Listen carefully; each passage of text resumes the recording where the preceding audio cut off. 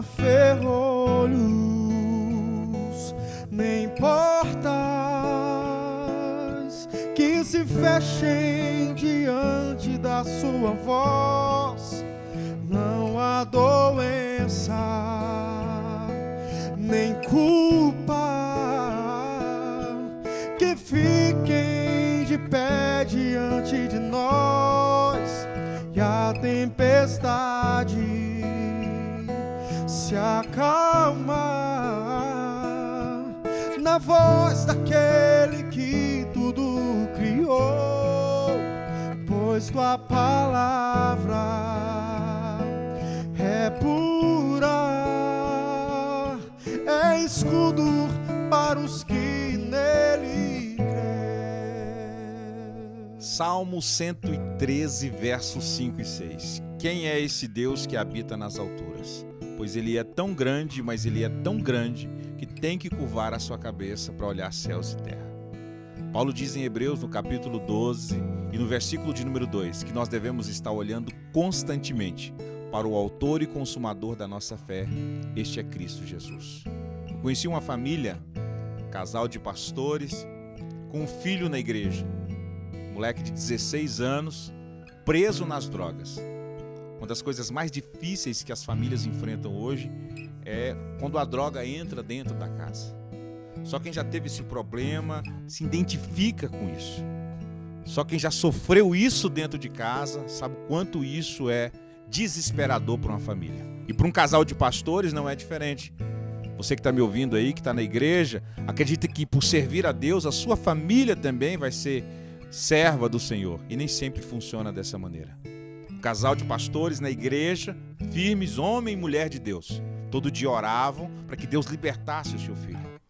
Um dia a mulher orando e chorando, lágrimas dentro da igreja para que o filho saísse dessa situação.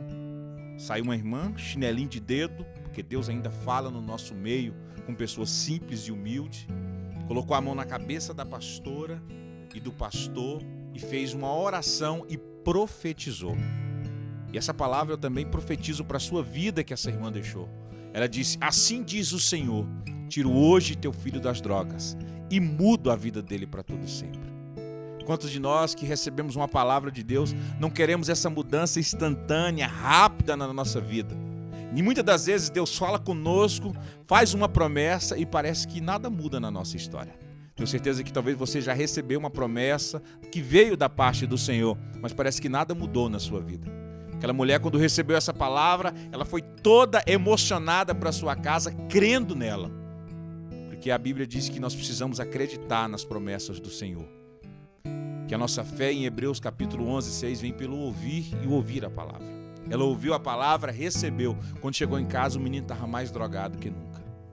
A mãe, como qualquer outra mãe, se desespera, ajoelha do lado da cama, começa a chorar e orar pelo filho. E toda mãe que vê o filho à beira de um fracasso, de desespero, prefere sentir aquela dor do que ver o seu filho sentindo aquela dor. Essa mãe não era diferente. Orou e disse: Deus, se o Senhor não libertar o meu filho, eu entrego a minha vida para que o Senhor possa curar, libertar, tirar meu filho dessa situação, porque eu não aguento mais ver ele assim. Ao contrário do que você pensa, o drogado, ele só sabe que é viciado quando ele tenta sair e ele não consegue mais. O menino ouviu a oração da mãe e disse: eu preciso resolver esse problema. Levantou com uma ideia fixa de tirar a sua vida, porque a Bíblia diz que o salário do pecado é a morte. E quem está vivendo no pecado não busca outra coisa. O Spurgeon escreve nos seus livros que o suicida não quer se matar, e é uma grande verdade. Ele quer matar o problema que está afligindo a sua vida. E ele acredita que tirando a sua vida, ele vai resolver esse problema.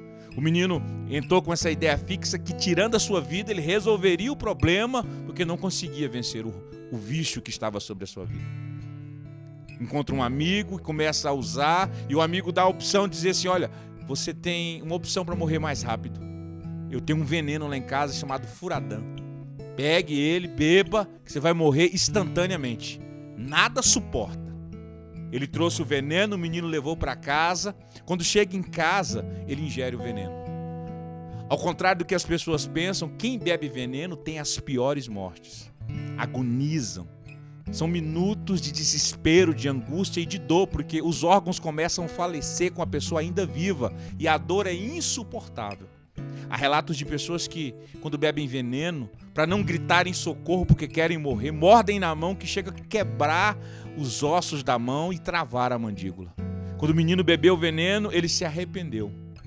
Eu deixo essa palavra para você que está me ouvindo aí agora. Não se arrependa tarde demais na sua história. Não se arrependa tarde demais na sua vida.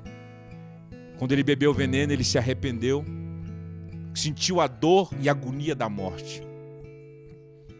Corre para a mãe e diz: mãe, eu bebi veneno, e já começa a perder os sentidos.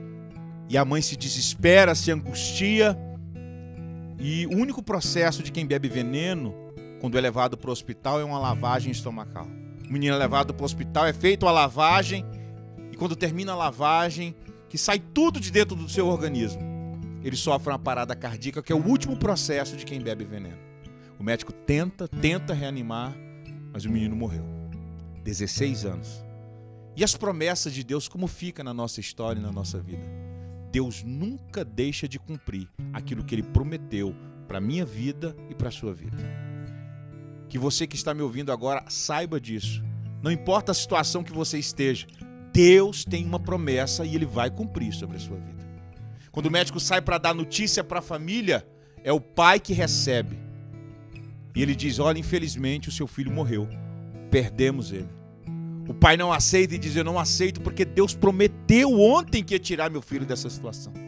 Quantas pessoas que Deus prometeu que ia mudar a sua história, a sua vida, e você está aí. Não consegue mais acreditar, não consegue mais entender. Mas eu quero te dizer, a Bíblia diz que Ele não é filho do homem para que minta. Ele sempre vai cumprir a sua palavra. Quando o médico disse isso ao pai, o pai disse: eu preciso entrar e orar pelo meu filho. Quando o pai entra, a enfermeira está lavando o corpo, porque fez uma lavagem, sai tudo por tudo quanto é orifício. Quando a enfermeira está lavando o corpo para levar para o IML, o pai olha aquilo e perde a voz, e perde a fala. E naquele instante, naquele minuto, ele consegue dizer uma frase: morte, eu te expulso da vida do meu filho, em nome de Jesus. Ele diz isso e abraça o corpo e começa a chorar. A enfermeira que está do lado, chorando, compadece com a dor do pai, olha o menino e diz: doutor, olha o menino novamente. Quando o pai estava abraçando ele, parece que ele voltou a respirar e eu senti o pulso dele novamente. O médico disse: isso é impossível. Esse menino ficou mais de hora com o coração parado. Se ele voltar, ele já não presta para mais nada, porque o ser humano só precisa de 5 segundos com o coração parado, sem bombear sangue e oxigênio para o cérebro, para que ele tenha sequelas irreversíveis. E o médico disse: ele ficou mais de hora. Se ele voltar, serve para mais nada. Só que quando Deus promete, a Bíblia diz que os sinais seguirão aqueles que creem. Quando Deus promete sobre a nossa vida, não importa a situação que esteja, não importa se já tem acabado, não importa se a medicina diz que não tem mais jeito, Deus é o único que pode mudar a nossa história. E quando o médico diz isso, e ele vai olhar o menino, ele diz: traz um balão de oxigênio, o coração desse menino voltou a bater.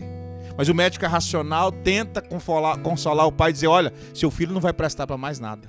E aí o pai usa a palavra e diz: Deus prometeu e Ele vai cumprir.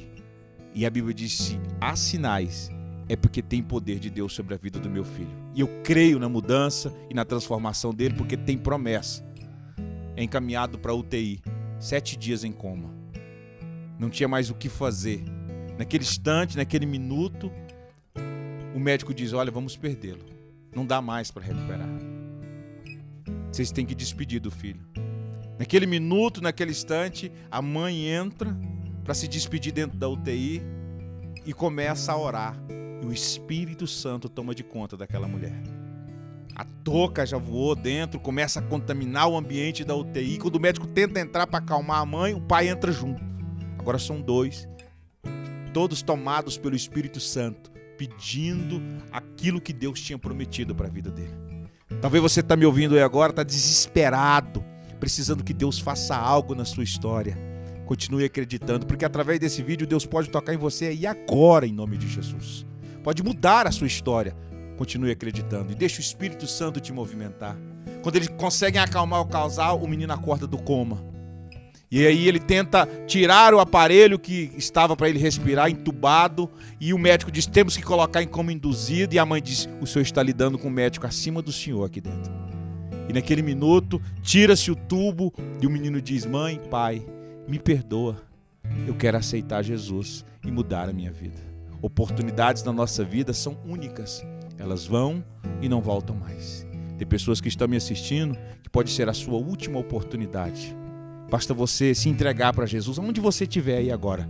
E Deus pode mudar a sua história, a sua vida, nesse exato momento. Você não precisa fazer muito, basta levantar a sua mão e confessar e dizer, eu aceito Jesus como meu único e suficiente Salvador. Agora, em nome de Jesus. Quando o menino diz isso, Deus transforma a história. Quero te dizer que oportunidades na nossa vida são únicas. O menino está lá firme, forte, obreiro na casa de Deus. Com 17 anos, um dos obreiros mais jovens separados. Com quase 20 anos, ordenado a pastor e um dos mais jovens dentro das Assembleias de Deus.